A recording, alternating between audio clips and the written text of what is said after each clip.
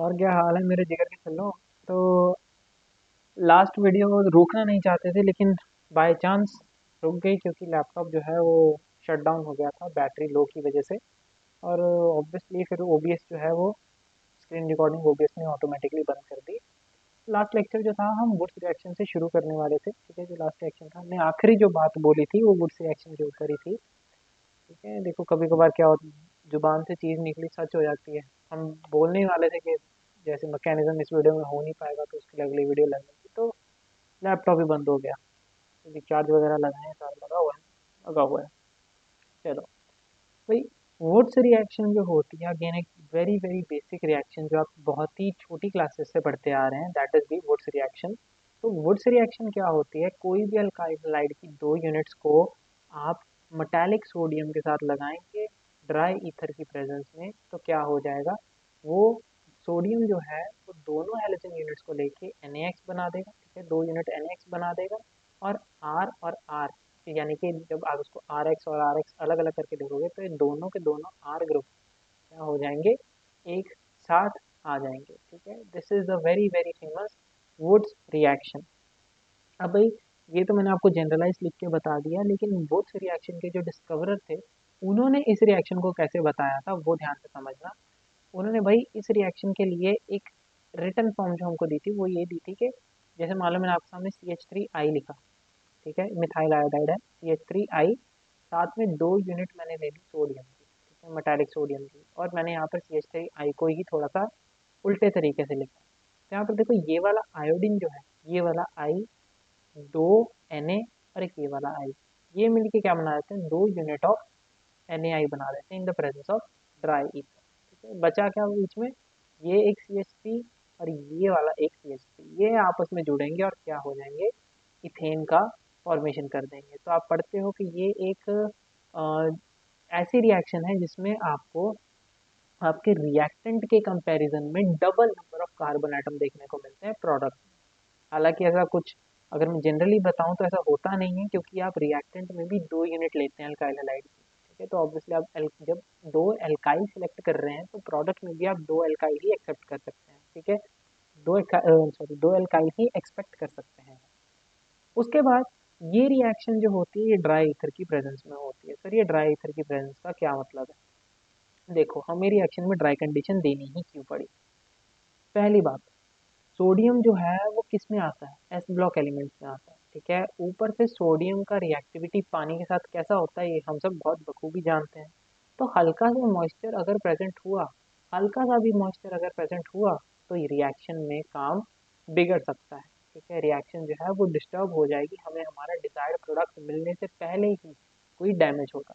ठीक है, रिएक्शन को कोई खतरा हो जाएगा, तो डिजायर्ड प्रोडक्ट नाम नहीं मिलेगा हमको अगर हम ड्राई कंडीशन ना लगाएं। तो ड्राई ईथर की जो है सिग्निफिकेंस वो यहाँ पर हमें देखने को मिलती है। अभी मैं आपको दिखाऊंगा आगे फ्रैंकलिन का जो तरीका था उसमें भी, कि जो फ्रैंकलिन वाला तरीका है उसमें हमने क्या किया है, जिंक डाल लेकिन उसमें भी ड्राई ईथर डाला है, ऐसा क्यों। ठीक है, अच्छा, उससे भी जरूरी चीज़, आपको ये दो आर जो आपस में साइड बाय साइड लगे हुए दिखे हैं, ये क्या हो सकते हैं, ये आपके सेम भी हो सकते हैं।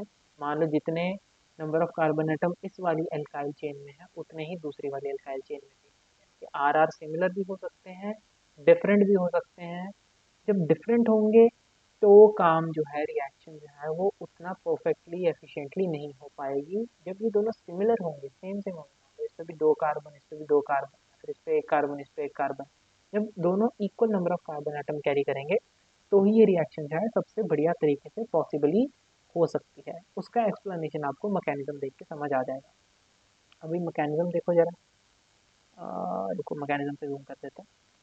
देखो मैकेनिज्म क्या है इसका, बहुत ही सिंपल मैकेनिज्म है। मैकेनिज्म में दो सोडियम की यूनिट ली थी। ठीक है, अब एक सोडियम कितना इलेक्ट्रॉन छोड़ सकता है, आप मुझे खुद बताओ। सोडियम जो है वो ग्रुप 1 का एलिमेंट है, तो ये एक इलेक्ट्रॉन छोड़ सकता है, एक इलेक्ट्रॉन रिलीज कर सकता है। अब एक सोडियम अगर एक इलेक्ट्रॉन रिलीज करता है तो यहाँ पर दो सोडियम है, तो कितने इलेक्ट्रॉन रिलीज करेंगे, दो सोडियम जो है वो दो इलेक्ट्रॉन रिलीज करके दो Na पॉजिटिव बना देंगे। बहुत बढ़िया। उसके बाद दो हमने हमारी अल्काइल हैलाइड की यूनिट ली थी। भाई अल्काइल हैलाइड कैसे टूटता है, मान लो अगर मैं आपके सामने RX लिख रहा हूँ तो पूछूं आपसे कि कैसे टूटेगा, तो जब ये टूटेगा आप बताओगे तो R पॉजिटिव और X नेगेटिव। ठीक है, आर पॉजिटिव और एक्स नेगेटिव में टूटेगा। अब 2 यूनिट थी, ठीक है, तो यानी कि मुझे टेक्निकली 2 आर पॉजिटिव और 2 एक्स नेगेटिव मिल जाएंगे, ठीक है। अब ये जो सोडियम ने 2 इलेक्ट्रॉन छोड़े हैं, ठीक है, ये जो सोडियम जो है इसने जो 2 इलेक्ट्रॉन छोड़े हैं, इन 2 इलेक्ट्रॉन्स को कौन पकड़ेगा? ये आर पॉजिटिव पकड़ेगा। ये क्या करेगा? आर पॉजिटिव पकड़ेगा। अब देखो, एक आर पॉजिटिव एक इलेक्ट्रॉन को लेके क्या बना देता है? Alkyl free radical. आपको साइड पे मैंने बॉक्स में छोटा सा देखो करके लिखा हुआ साइड में, ठीक है। एक आर पॉजिटिव एक इलेक्ट्रॉन को लेता है तो क्या बना लेता है? आपका एल्काइल फ्री रेडिकल, ठीक है, एल्काइल फ्री रेडिकल।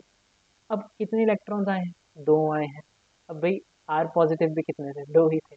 तो 2 आर पॉजिटिव ने 2 इलेक्ट्रॉन्स गेन किए हैं, तो ये कितने बनाएंगे?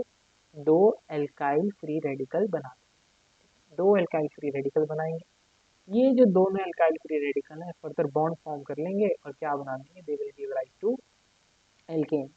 यही है इसका बहुत एक सिंपल था क्या मैकेनिज्म। अब लास्ट हम करने वाले हैं हमारा फ्रैंकलैंड रिएक्शन। तो फ्रैंकलैंड का रिएक्शन जो है वो अगेन वुड्स रिएक्शन जैसा ही है, डिट्टो सेम, ठीक है, डिट्टो सेम। बस एक दो चीजें हैं यहाँ पर फर्क लेकर आएंगे, ठीक है, बाकी ऑलमोस्ट जो है ये सेम ही है, माने वही चीज के रिश्ता वही सोच नहीं है, ठीक है। चलिए, तो देखना ध्यान से, फ्रैंकलैंड का रिएक्शन क्या है? Alkanes can be prepared by the reaction of zinc with alkyl halides in the presence of dry ether. जैसा कि मैंने बताया था कि इसमें जिंक लगेगा, समझना ध्यान से, 2 यूनिट एल्काइल हैलाइड जैसे पिछले में लिया था वैसे ही इसको जिंक के साथ रखना है। अब देखो, जैसे उसमें हमने क्या किए थे, 2 Na पॉजिटिव लिए थे, ठीक है, 2 Na पॉजिटिव लिए थे। यहाँ पर हमें 2 जिंक की जरूरत नहीं है, यहाँ पर हमें सिर्फ एक ही जिंक जो है वो चाहिए। मैंने यहाँ पर देखो जानबूझ के 2 लिख के काटा हुआ है, ठीक है, कि आपको समझ आए, ठीक है, आपको याद रहे कि ये काटा क्यों था। तो एक ही जिंक लगेगा।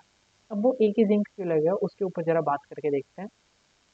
अब मैकेनिज्म पे जब वापस आते हैं तो आपको देखने को मिलेगा यहाँ पर सोडियम जो था वो एक सोडियम एक इलेक्ट्रॉन रिलीज करता था, ठीक है, तो एक सोडियम था वो एक इलेक्ट्रॉन रिलीज करता था। लेकिन जिंक क्या है जी? जिंक तो 2 इलेक्ट्रॉन रिलीज कर सकता है, ठीक है, जिंक जो है वो 2 इलेक्ट्रॉन रिलीज कर सकता है। तो यहाँ पर 2 इलेक्ट्रॉन्स के लिए हमें 2 सोडियम चाहिए थे, लेकिन यहाँ पर जब 2 इलेक्ट्रॉन्स की आवश्यकता है तो हमें एक ही जिंक से हमारा काम हो जाएगा, ठीक है, एक ही जिंक से जो है वो हमारा काम हो जाएगा। क्या करेंगे? ड्राई ईथर की प्रेजेंस में रखेंगे, आर आर जुड़ जाएंगे और ZnH2 बाहर। बिल्कुल जैसे उसी तरीके से फ्रैंकलिन ने भी अपना एक रिप्रेजेंटेशन दिया था, ऐसे बिल्कुल R X plus zinc plus X R, ठीक है, आर एक्स ही हो गया एक हिसाब से। तो इतना पोर्शन जो है वो ZnH2 की प्रेजेंस में ZnH2 के जैसे रिमूव हो जाएगा, ठीक है, ZnH2 की फॉर्म में रिमूव हो जाएगा और आर आपस में जुड़ जाएंगे, ठीक है, आर और आपस में जुड़ जाएंगे। अगेन वही चीज, अगर ये दोनों एल्काइल ग्रुप्स सेम होते हैं तो रिएक्शन बढ़िया होगी, अगर दोनों अनइक्वल हैं तो रिएक्शन में प्रॉब्लम क्रिएट हो सकती है थोड़ी सी, ठीक है। अब देखो, सवाल आता है कि जब लास्ट टाइम मैंने आपको वुड्स रिएक्शन कराई थी, ठीक है, अभी जस्ट इससे पहले मैं वुड्स ही पढ़ी है, तो मैंने वुड्स रिएक्शन में आपको कहा था कि ड्राई ईथर का प्रेजेंस जरूरी क्यों है। ड्राई ईथर का प्रेजेंस जो ज़रूरी है वो इसलिए है क्योंकि सोडियम जो है वो वाटर के साथ बहुत रिएक्टिव होता है, लेकिन सर जिंक तो डी ब्लॉक का एलिमेंट है, उसकी तो कुछ ऐसा मतलब वाटर के साथ खास दुश्मनी नहीं है, नहीं है दुश्मनी। लेकिन जिंक हमेशा हमेशा और हमेशा वाटर की प्रेजेंस में क्या बना देता है? जिंक ऑक्साइड बना देता है, जिंक ऑक्साइड बना देता है। इसीलिए हमें क्या करना पड़ता है? ड्राई कंडीशन देनी पड़ती है, क्योंकि हल्का सा भी मॉइस्चर आया तो हमें हमारा डिजायर्ड प्रोडक्ट नहीं मिलेगा। अगर जिंक जो है वो जिंक ऑक्साइड बना लेगा तो 2 हैलोजेंस को कौन लेके जाएगा, ठीक है, तो रिएक्शन डिस्टर्ब हो जाएगी। अगेन आपको उसकी एक कॉमन बेसिक से मैंने नीचे एग्जांपल दे रखी है, वही मिथाइल आयोडाइड की जिंक के साथ, और साथ में ड्राई ईथर है जिसमें क्या हो रहा है, CH3 मिल के क्या बना रहे हैं? आपका एल्केन बना रहे हैं, इथेन बना रहे हैं, और साथ में ZnI2 जिंक आयोडाइड जो है वो क्या हो रहा है? आपका रिमूव हो रहा है। चलिए जी, यहाँ पर हमने हमारे जनरल चीज़ों को पढ़ लिया है। अब नेक्स्ट लेक्चर से हम थोड़ा सा जो है एडवांस बातें करेंगे जिनके बारे में आपने शायद थोड़ा नया नया सुना होगा, या फिर जिनको नहीं पता उनसे हम स्टार्ट करें। ठीक है। आज का लेक्चर कैसा लगा, मज़ा आया? कमेंट सेक्शन में अपने डाउट्स जो है वो छोड़ दो, ठीक है। मैं कमेंट्स पे रिप्लाई करता हूँ, तो मैं हर बार मैं यही बताता हूँ, ठीक है। डाउट है कमेंट सेक्शन में छोड़ दो, मैं रिप्लाई कर दूंगा। लेक्चर पसंद आया लाइक कर दो। आगे के लेक्चर की नोटिफिकेशन चाहिए, नीचे सब्सक्राइब का बटन होगा, दबाने के बाद साथ में बेल आइकन ऑल पे सेट कर दो, ताकि सभी नोटिफिकेशन जो है मिल जाए, ठीक है। बॉटनी, जूलॉजी, केमिस्ट्री सभी सब्जेक्ट की। चलिए, नेक्स्ट लेक्चर में मुलाकात होगी।